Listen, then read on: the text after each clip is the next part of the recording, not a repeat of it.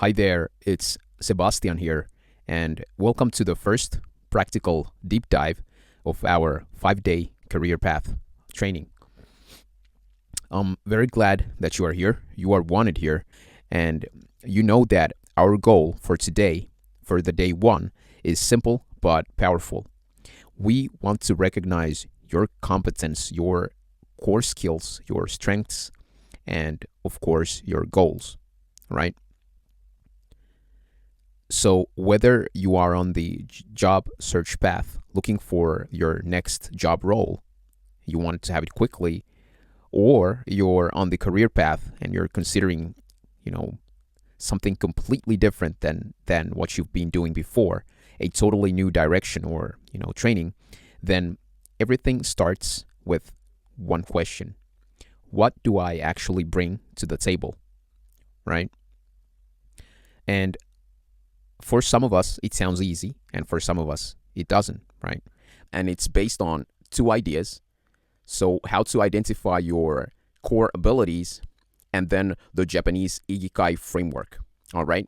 So, we're going to be using these two frameworks together. We're going to combine them so that we can then, when we move on with this training, then we can write a better CV and a better cover letter and so forth. All right.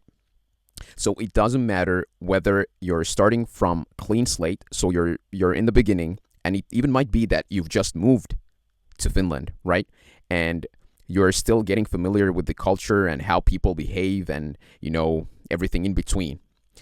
But what we still want to do is we want to be able to, how I would say, put you in a position where we can utilize the skills that you've gathered throughout your life and put them on paper, okay? Because if you really think about it, we spend most of our youth in an educational system that tests, the educational system that tests our abilities to do well in just a handful of things. And this causes many of us to grow up thinking that, we lack the talent and the intellect to succeed in life, when in reality, it might be because we were simply being tested on things that we don't have an affinity for. Okay? And today I'm going to go over some of the most common abilities that exist in life. If you are someone who worries about finding, what they could do with their life and in Finland, then this training is going to help you with that, because you will gain an understanding of where your strengths are, which then will give you an idea of which direction you should go. Okay? And just to clarify, when I use the word skill or ability, I'm talking about two things. So these are things that you have a natural interest in, okay? And these are things that you probably already excel at, even if it's just slightly more than the average person, but still. It's also important to note that although, natural talent exists, practice and gaining experience equates to at least half of the mastery for any of these abilities, all right? This means that with enough effort and hard work, you can still become pretty good at any of these skills that we're going to go through. So with that said, let's jump right into it. And let's start with the musical ability. So people who score high in this category enjoy listening to music. So it might be that, you enjoy listening to music, and um, they may learn easily by just listening, and they have a sharp sense for what sounds pleasant to the ear. This means that they have a knack for rhythm, tones, melody, and can often memorize and replicate pieces of music quickly. Okay? So if you're someone who enjoys music, then it might be that you have a strong affinity for music. And that in turn would then mean that you are good at, maybe you're naturally good at playing instruments or singing or even composing music. Let's think about a situation, for example, and this might be something that you might have never thought about, but let's say, for example, I will use myself as an example. So my mother, this was over 20 years ago, but when she used to do dishes, she used to always sing, right? Even though she was working as a what's it called in Finnish? It's laitoshuoltaja. So as a she was working as I think it's like facility manager if we're being official here. All right. But anyway, so even though she wasn't working with music, but she was very, very good and very fond of singing because she always used to do that when she was doing chores at home. All right. So these are why I'm telling you this example is that these are the ways that we're going to be using to try to find and identify, your abilities. All right, and then trying to find where we should or what type of CV we should build for you. And don't worry if you're still kind of thinking that I don't have any skills. Don't worry, we're moving forward. And like I said, this training, the job of this training is to help you identify your core abilities. And when we talk about, for example, singing and music, it's often a skill set that society dismisses as just a hobby. But if you really think about it, there are many career paths for people that excel in this ability, and this includes becoming a music-related content creator. I'm not saying that you should be a content creator, but just giving some. I just want to get your thoughts moving here. So or it might be that you're working on an audio for films and video, or composing and writing music, or working with sound design in general. Okay. Then next up we have natural ability. So people who score high in this category usually enjoy spending time in nature. They love plants and animals, and they understand how the different compounds and elements in the world interact with each other. So this means that they have a knack for survival skills. They can identify individual plants and species, understand how animals behave, and they know everything in nature is connected, right? And possible career paths for someone who scores high in natural ability, let's say cooking, farming, working with animals, working with medicine, and even working in health. And because everything related to our body it's technically part of nature, right? And they can also work in any field, like these type of people. They can also work in any field related to the environment. And the next category would be movement ability. People who score high in this ability enjoy moving their bodies, whether it's large explosive movements or even the tiniest and most fine-tuned movements. They have a powerful ability to control individual muscles in their body, allowing them to do amazing things that often are deemed impossible for the average person, right?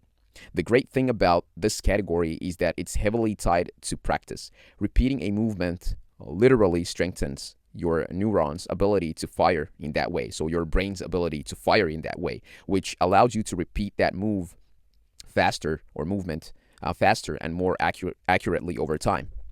So possible career paths for someone who enjoys movement, enjoys, sports, and excels at movement. Well, obviously sports, dance, and craftsmanship, personal training, martial arts, and some even want to join the military, right?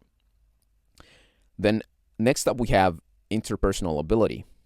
People who have an affinity for this have a deep understanding of relationships between people. They can quickly read someone's body language and get an idea of how they are feeling, and they are usually good at holding conversations. They understand human nature and how people interact with each other. And possible career paths for someone who has a knack for this ability can include sales, for example, um, customer service, or creating social content like interviews and even talk shows, right? Or a reporter. And then, of course, event planning, relationship counseling, and even working in law enforcement, right? Because they need to be able to read people very well. And very similar ability to these interpersonal abilities is our next category, which is called intrapersonal abilities. So intrapersonal ability, okay? People who have an affinity for this have a deep understanding of themselves. They know how to look in the mirror to spot what needs work, allowing them to reflect and adjust. So self-reflection is a strong suit for these type of people. This is an extremely powerful ability that is crucial for self-improvement, because the only way you can improve is if you can identify what you need to work on in the first place. Now, there aren't too many occupations that focus mainly on intrapersonal ability. I'm going to be honest, but it's something that helps you work on yourself. And if we think about professions like therapists, self improvement coaches, and motivational speakers, they fall under this category to some degree, right? And intrapersonal abilities, if we really think about them, the better intrapersonal abilities you have, then of course it's going to affect all areas of your life and your communication, right? And then next up, we have logical ability. People who fall under this category can reason very well. They may have some interest in math and the science, but most importantly, they are interested in the truth. They act on reason more than emotion, often feeling like the correct answer is more important than what's morally right. And people who score high in this category are excellent at solving technical problems and can usually predict whether or not something will work with reasonably high accuracy. These people usually make great, let's say, investors, businessmen, scientists, inventors, and, well, yeah, entrepreneurs in general. And this is actually the one of the few strengths that will increase your chances of success, regardless of what career path you go down, because it allows you to differentiate from right and wrong. All right. And we've now, I've now gone through some of the abilities, and you might even recognize yourself. And it might even be that you have more than one of these abilities. Maybe you have three or even more, right? So I'd like to take a second and quickly tell you about how you can figure out which one of these abilities you should focus on. There are certain things that we grow up liking, certain things that we are naturally gravitating towards and especially when we were kids, right? And it might be that we still do some of them to some degree. Excuse me, let me just, I need to straighten the mic. All right. So yeah, let's continue. So as a kid, we might have, some of these abilities might have come very natural. They might have been very natural to us. Okay. At least to some degree. And in order to see where your strengths and passions genuinely lie, or where they, where they are. So I'm not meaning lie in lying sense, just to be clear. I mean where they, where your passions are. You have to expose. The best way to find out is by exposing yourself to a wide range of things to see what catches your attention. Okay. And then next up, we have linguistic ability. People who excel in this category have a deep understanding of their language and the emotions that come with certain words. These type of people are often articulate, and they usually have a vast vocabulary. They typically enjoy reading and listening to great speakers, but most importantly, they know how to craft messages in an engaging way, making them more influential than the average person, okay? People who have a knack for linguistic abilities can become writers, speakers, poets, copywriters, or even translators. And actually, my father, he works or he used to work as a translator. All right. And then we have next up is a digital ability, and this is really a skill that, well, whether you like it or not, we're going to be needing it more and more in the future. And this is one of the newer abilities on this. This is one of the newer abilities on this era, because the digital world has only it's rising and rising in popularity, and especially during the last decade or so. Okay, so most people who fall under this category are the younger generations, because they grew up with the digital world being a huge part of their life, and that might not be the case for you, or then it is, but a person like this, they usually have a deep understanding how the digital world works. So that includes social media, SEO, marketing, and then maybe even memes and going viral in general. Those are all of these things fall under this category, which is why occupations related to this ability are almost endless, right? Especially now with AI and everything. And quite frankly, anything that can be done online requires some degree of digital ability, right? And the demand for people with these skills is only going to increase year after year as more and more business is conducted online. That's why during this training, we're going to be also learning how to use some of the AI tools to help you with your job search, or finding your career path. And I know that even when we start, we're gonna be talking about this later, but when we start creating your profile to the job market, then I know part of the part of the profiles within the job market website. So it's työmarkkinatori.fi. Don't worry, we're gonna get back to this, so you don't have to write it down or anything for now. But I know that some of the profiles, or actually probably nowadays all of the profiles, are scanned with AI. So they scan for certain keywords so that they can recommend better jobs for you, right? Okay. Then next up, we have visual ability. So people who score high in this category have a deep appreciation for aesthetics, okay? This means they can spot what looks pleasant to the eye. They can tell which color combinations and what shapes look good. They also can visualize and imagine complex images in their head, often allowing them to recreate these images on paper. And possible career paths probably could be like an architect or illustrator, animator, even fashion designer and graphic designer for all sorts of things, okay? And, I'm just listing some occupations. So I'm just, kind of, if there are some other occupations that pop into your mind when we are going through these abilities, then by all means, write them down. Or if there's some, or if you recognize yourself from some of these categories, and it gives you some new thoughts, then use your notes to write everything down that comes to your mind, and we're going to utilize those to build your profile. Then we have next is teaching ability. So people who score high in this category can take complicated subjects and deliver them in such a clear way that even young kids can understand. So they can spot what someone is doing right or wrong for the field that they specialize in. And most importantly, they gain a deep sense of satisfaction from seeing their students grow. And possible career paths for those that fall under this category are teaching, and maybe even consulting, and creating educational content, and even parenting, right? Because parenting is something that also teaches you a variety of skills. If you have kids, you know that you're gonna be you have to be at least somewhat structured to be able to manage, and to be able to manage a family, right? And about the teaching, we had one lady. She was one of our clients during our training, and she was very fluent with, or she wanted to go and work in a local mosque, right? And she wanted to teach Quran, okay?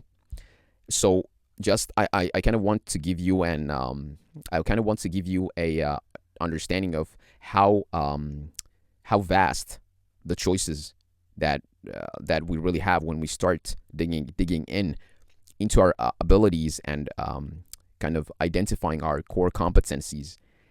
And through that, we might get some new ideas, like with this example, the lady who wanted to work in the mosque. And for her, it wasn't clear in the beginning when she joined this training. But then as we moved on during the training, then we were able to identify where she was good at and how she could contribute to the society. And she had been only in Finland for a couple of months, and we were able to find her work. Okay. Then, yeah, well, finally, the last one we have, it's a spiritual ability, which is a very unique category, as it's something that almost everyone gains interest in as they age, because it's the ability to think about the bigger questions in life, like what happens after we die, what's the meaning of life, is there God, things like that. So people who are fascinated by this category, these abilities, like spiritual abilities, can become philosophers. They can become pastors or monks, or might just spend a lot of time thinking about these things, right? So I hope now this has kind of elevated your understanding of how we can utilize and use our skills, and start kind of seeing where we naturally gravitate towards. Okay. And most of us have an affinity for more than one of these abilities. And during this training, we're gonna figure out what is your natural ability, what is your passion, and what is something that you're naturally good at, right? Because that will allow you to then find or to kind of start looking for the right jobs for you when you're doing your job search, or whether you are looking for a completely new career, right? But we all know the feeling, at least with almost all the all the people that have gone through our trainings. So, you sit down to write your CV and then your mind goes blank. You might be thinking, okay, when I'm thinking my history, then I just did my job. I clocked in, did my job, did what was asked, and then I left. I didn't give too much thought on what I'm actually doing. I just wanted to have my paycheck, and that's that, right? Or you might be thinking that I don't have any special talents, okay? And in almost all cases, that is never true, because the problem isn't lack of skills, right? It's just a lack of a framework to see your own skills like clearly, okay? So imagine uh, trying to see something in pitch black. It's impossible, right? Without a light. And what we want to do, we want to be for this training to be the light for you, the candle light, or whatever light you like. But anyway, today I'm going to give you that framework, and it's actually a Japanese concept called ikigai. All right, maybe you've heard of this before, or maybe not. And ikigai roughly translates to a reason for being, or more commonly, a reason to get up in the morning. And in career contexts, it is the sweet spot where our four distinct elements meet. And when we look at this diagram, then we can see there is a question of what you're good at. All right, so that means your skills and your talents. Okay, and then we have here what you love, and that is your interests and passions. All right, and then what the world needs, the market demand and problems that need solving in your job market, right? So probably you've been browsing through different, open vacancies. You've been going through the job markets, and I don't know how it is for you, but at least many of the people who go through our trainings, when they go through different job market, like different sites where they have listed open job vacancies, they start seeing a pattern. All right, and maybe that is the case for you too as well. And if not, don't worry, because we're gonna cover all of that during this training, during your 5-day training here. And then lastly, what you can be paid for. So your profession and the value you offer for the employer. Okay. And too often, many of us get stuck in just this one of these circles. Okay. So maybe you have a job that pays well, but then you hate it. Or maybe you don't have a job, or maybe you have a job that don't pay well and you hate it. All right. Or maybe you have a job that actually pays well and you don't hate it, but you don't love it either. And everything in between, right? But then maybe you have a hobby that you love, but then the case is that no one will pay you for it. Okay. And our goal within this training is to do some competence mapping. So we're going to do a competence mapping task, and we're going to explore these ikigai circles to find your transferable skills, for example. So those means that means that the skills you can take from your past and apply to your future. Okay, we're gonna be talking much more about this, so don't worry if everything kind of sounds still kind of new for you. All right. And I always like when we talk about examples here within our training, then I always like to use real world examples, because I think that they will give you much more context context than me just talking gibberish here, meaning that coming up with a made up story, which is not relatable at all. Okay, so I want to share a story about one of the people who went through our training. So one of our coaching uh, clients. So we're gonna talk about Elena, and she used to work for. Obviously, I cannot, talk with full names here because of the because of privacy, right? So there's obviously our clients. I respect their privacy, but anyway, I can talk about this example still because I'm not giving you the full name. So Elena used to work as a store manager for a very famous Finnish brand called Marimekko. Okay, and probably all of you are familiar with Marimekko, and if not, then it's a very famous Finnish brand, and I would urge you to do your due diligence so you can do your own research in your net time. So I'm not gonna be talking about Marimekko here because we want to dive into Elina's story. But I want to talk about Elina because then that'll give you an idea of how this training works and how we are going to apply the Ikigai framework to, to kind of map out your core competencies and the stuff you love and, bring those together. Okay. So Elina had worked as a store manager in one of the Marimekko stores. I think it was for nearly 10 years. And unfortunately, she suffered a she suffered a burnout. So she just, she couldn't anymore. And she stopped completely and she resigned from her work, right? Because she was just full of it. So she couldn't take it anymore, and it was just this was where she was a very successful store manager, and that was actually also one of the reasons. At least she told me that was one of the reasons why she then eventually burnt out, and she wanted to change her career. So she wasn't just looking for a new job to replace her old job because she burnt out so badly. So she wanted to take some time for herself and think about options that she have. She took part into our training to kind of start from clean slate. So to kind of start from the very beginning and see what she could offer for herself, so that she wouldn't have to suffer another burnout. Okay, so she felt stuck. And I remember she telling me that I only know how to fold clothes and work a cash register, but I don't want to work in retail anymore. So I don't know. I think I don't have skills.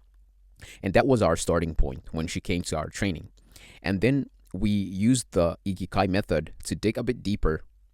And first we looked at what she was good at.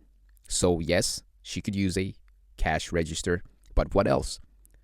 And as we went on and we discussed, then, I found out that she managed the roster for 15 employees. She resolved conflicts with angry customers. She trained every new hire. And, then it started to dawn on her that her skills weren't just retail, cash register and, folding clothes in Marimekko store. So her skills were team leadership, conflict resolution, and then training, especially the new hires. All right. And then we moved on, and I asked her what did she love. And this was actually one of the assignments that she did during her training here. But anyway, so yeah, I wanted to find out what did she love, and she hated the long-standing hours, but she loved the moments when she was able to help a new employee succeed, right? So this was because she was also the what's it called? In Finnish, it's työsuojeluvaltuutettu. In English, I think it's occupational safety manager, all right, or representative. Anyhow, so that was she was the representative of Marimekko in that part, and that's why, like, because she had so much information, like inside knowledge about how to kind of how I would say how well, the irony here is that she had so much information, but she still managed to overwork herself, even though she was, training new hire like new employees to succeed and not to burn themselves out. Okay, and including and plus, that she also loved organizing the chaos in the back office. So then uh, we started to get some more meat around the bones, so to say, when we found out that she really loved helping new employees, and she was very vocal about, you know, um, keeping your work-life balance. And the irony again, even though she burnt out, but still, it was a topic that she really loved. Okay, and then we went on and we started discussing about what does the world need. We looked at the job markets and we realized that there was a high demand for they were actually looking for people in job positions like administrative coordinators and kind of HR assistants, but not assistants, but people whom actually know something about the occupational safety, and whom are keen on developing the welfare of the whole. Is it welfare? I hope I'm using the right word. So in Finnish it's hyvinvointi, so welfare, yeah, well-being of the employees, right? And then we started to think about, okay, so we have our answer. Now we need to think what then the last but not least, of course, was what she could be paid for. So companies pay for organizations and people management, and especially people whom have a whom have an agenda, or who know like how to lift up the well-being of employees, you know, so that they would actually enjoy coming to work. Okay, so Elena didn't apply for another shop floor job. She What we did is she rewrote her CV, highlighting coordination and training instead of just sales. And then eventually Um, she landed a job as an kind of office coordinator, but especially as, I can't remember what was the official name, but anyway, as an occupational, someone who looks after the employees, so occupational safety manager, I would say. So why I'm sharing this story is because, as you can see, she used to work for Marimekko on the shop floor managing the store, and then she didn't actually, so we didn't just ditch everything she learned with Marimekko. What we just did, we made her turn 180 and really think about the stuff she was teaching to the new hires, to the new employees that came in. And then, rather than being on the shop floor, she was now doing workshops and talking about burnout, and talking about how to improve the occupational safety, right? So same human, same history, but just different lenses. And that is what we are going to do for you during this training, all right? Because most of the time when we don't have any frameworks, then as we form our habits, and we get used to being ourselves with all of our habits, then very easily and very quickly there might be blind spots, so places we haven't looked, right? So our job within this training is to kind of, um, how I would say that I want to use the correct word for this. Well, we want to broaden your kind of the vision, what you can envision for yourself. All right, and it doesn't matter whether you are on job hunt, you're trying to hunt a new job for yourself, or you're thinking a completely new career path. This works for both. Okay.